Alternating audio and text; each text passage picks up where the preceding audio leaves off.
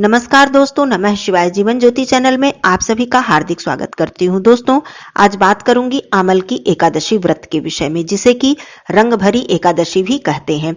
इस एकादशी का बहुत ही विशेष महत्व है, क्योंकि वर्ष भर में जितनी भी एकादशी पड़ती है, सब एकादशी में भगवान विष्णु जी और माता लक्ष्मी जी की विधि विधान से पूजा अर्चना की जाती है। परंतु एकमात्र यह ऐसी एकादशी है जिसमें भगवान विष्णु जी और माता लक्ष्मी जी के साथ साथ भगवान भोलेनाथ जी और माता पार्वती जी की विधि विधान से पूजा करने का विशेष महत्व है।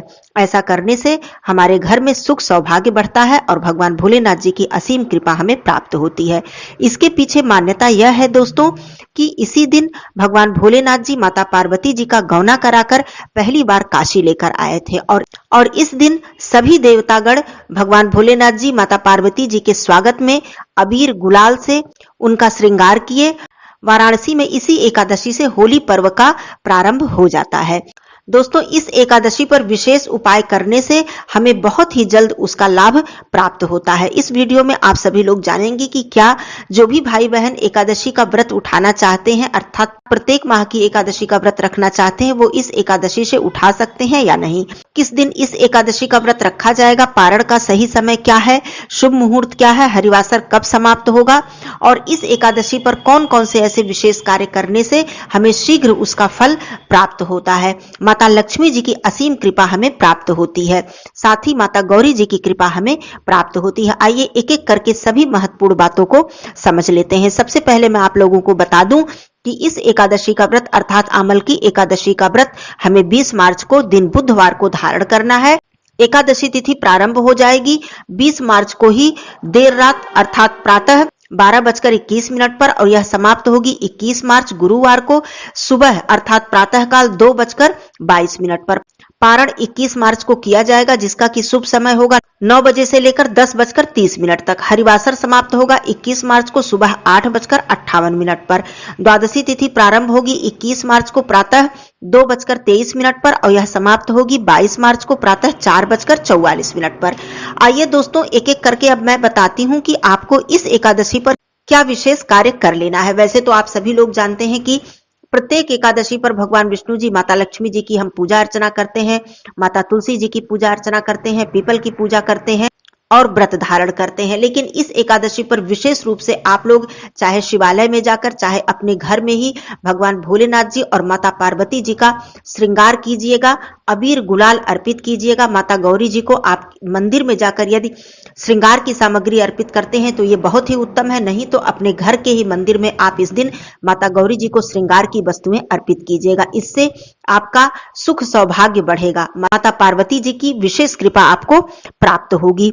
ये कार्य कर लीजिएगा। इस दिन माता लक्ष्मी जी को भी अबीर गुलाल अर्पित करने का विशेष विधान है। इस दिन भगवान विष्णु जी के समक्ष 9 बातियों का दीपक जलाने का विशेष विधान है। एकादशी पर भगवत गीता का पाठ करना चाहिए, विष्णु सहस्त्र नाम का पाठ करना चाहिए। इस दिन आप लोग शिव चालीसा का पाठ भी अवश्य कर लीजिएगा, क्योंकि यह दिन भगवान भोलेनाथ जी के लिए बहुत ही विशेष दिन है। दोस्तों, आमल की एकादशी जैसा कि नाम से ही आप समझ पा रहे हैं, इस दिन आंवले के वृक्ष की पूजा करने का विशेष विधान है। आंवले का जो वृक्ष होता है ये साक्षात भगवान विष्णु जी का स्वरूप होता है। आंवले के वृक्ष में आप जल अर्पित करें, परिक्रमा करें, कच्चा सूत लपेटें और एक दीपक प्रज्वलित करें। आंवले के वृक्ष में आप मिष्ठान अर्पित करें, भगवान विष्णु जी से प्रार्थना करें। यदि आप आंवले के वृक्ष के समीप बैठकर ही विष्णु चालीसा या फिर विष्णु सहस्त्र नाम का पाठ कर लेते हैं तो इससे आपको अनंत गुना पुण्य फल की प्राप्ति होने वाली है। दोस्तों, इस दिन माता तुलसी जी की भी विधि विधान से आप लोग पूजन अर्चन कीजिएगा, केवल जल अर्पित नहीं करना है। माता तुलसी जी की पूजा अर्चना एकादशी तिथि पर करने से भगवान विष्णु जी प्रसन्न होते हैं। इस दिन पीपल वृक्ष में आप लोग मीठा जल अर्पित कीजिएगा, कुछ सफेद मिष्ठान अर्पित कीजिएगा, अबीर गुलाल अर्पित कीजिएगा और पीपल वृक्ष की परिक्रमा कीजिएगा। पीपल वृक्ष में दीपदान करने से माता लक्ष्मी जी प्रसन्न होती हैं। पीपल वृक्ष में रंग भरी एकादशी के दिन गुलाल अर्पित करने से माता लक्ष्मी जी की असीम कृपा प्राप्त होती है, हमारे घर में धन धान्य की वृद्धि होती है। अब दोस्तों, मैं बता दूं कि जो भी भाई बहन पहली बार व्रत उठाना चाहते हैं अर्थात एकादशी का व्रत प्रारंभ करना चाहते हैं तो वो अभी प्रारंभ ना करें। बाकी जितने भी कार्य हैं, पूजन अर्चन नियम जितने भी हैं, सभी करें, विधि विधान से करें, उतना ही लाभ आपको प्राप्त होगा। क्योंकि दो कारण हैं, एक तो खरमास चल रहा है, दूसरे होलाष्टक का भी ये समय है। तो पहली बार जिनको उठाना है वो पहली बार व्रत ना उठाएं। और वैसे भी एकादशी का व्रत उत्पन्ना एकादशी से उठाया जाता है, जो कि अगहन मास की एकादशी होती है। तो वहीं से एकादशी का व्रत प्रारंभ किया जाता है। तो इस एकादशी पर जो भी भाई बहन अभी एकादशी का व्रत नहीं प्रारंभ किए हैं, वो विधि विधान से सारी पूजा अर्चना कर सकते हैं, इसमें कोई दिक्कत नहीं है। सात्विक भोजन ग्रहण कीजिएगा, तामसिक भोजन मत कीजिएगा, चावल का सेवन मत कीजिएगा। ये सारे कार्य करके आप भगवान विष्णु जी, माता लक्ष्मी जी, भगवान भोलेनाथ जी, माता पार्वती जी की विधि विधान से पूजन अर्चन करके आप संपूर्ण व्रत का फल प्राप्त कर सकते हैं। तो ये कार्य आप लोग कर लीजिएगा। दूसरी बात, एकादशी व्रत के दिन आप लोग जानते ही हैं कि माता तुलसी जी को जल अर्पित नहीं किया जाता है। साथ ही साथ किसी दूसरे के घर अन्न, जल या फलाहार इत्यादि आप लोग ग्रहण ना करें, अर्थात किसी अन्य के घर का अन्न हमें नहीं खाना चाहिए। इस दिन क्रोध, निंदा, चुगली, ईर्ष्या, द्वेष इत्यादि बुराई से बिल्कुल दूर रहें। एकादशी के दिन कभी भी किसी पेड़ की डाल या टहनी नहीं तोड़नी चाहिए। दोस्तों, मैं एकादशी के प्रत्येक वीडियो में बताती हूं कि जो भी मेरे भाई बहन एकादशी का व्रत नहीं धारण कर पाते हैं, वो एकादशी के संपूर्ण नियमों का यदि पालन करते हैं तो उन्हें संपूर्ण लाभ प्राप्त होता है। दोस्तों, एकादशी का व्रत हमें अपने संपूर्ण जीवन काल में जरूर ही कर लेना चाहिए।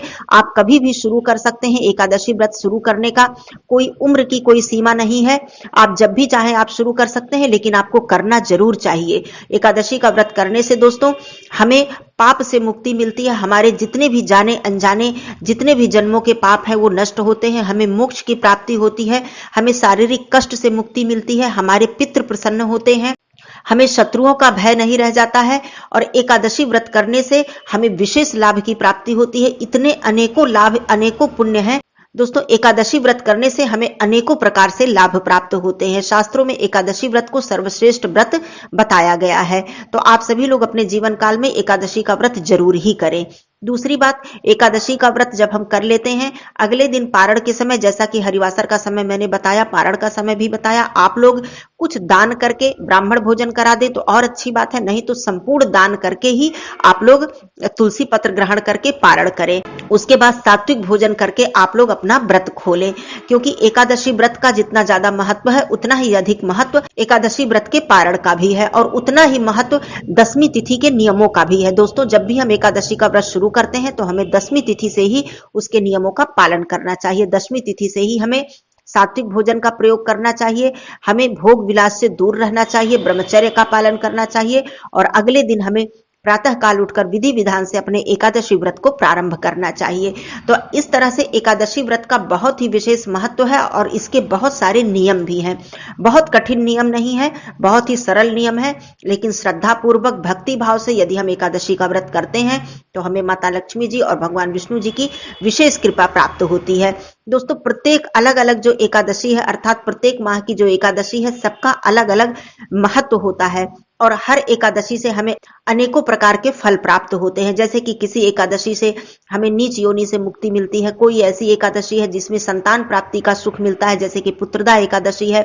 कोई एकादशी ऐसी होती है जिसमें हमें सुख सौभाग्य की प्राप्ति होती है।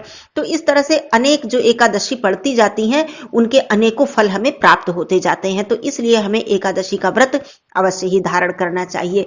दोस्तों, ये सारी जानकारी थी इस बार रंगभरी और आमल की एकादशी व्रत के विषय में। आप लोग जितना भी हो सके, जितने भी कार्य मैंने बताए हैं, इसमें से जितना भी आप कर सके, जितनी भी आपकी शक्ति सामर्थ्य हो, आप लोग अवश्य ही कर लीजिएगा। और भी कोई प्रश्न हो तो आप लोग पूछ लीजिएगा। फिर मिलती हूं अगले वीडियो में। तब तक के लिए धन्यवाद। नमः शिवाय। हर हर महादेव।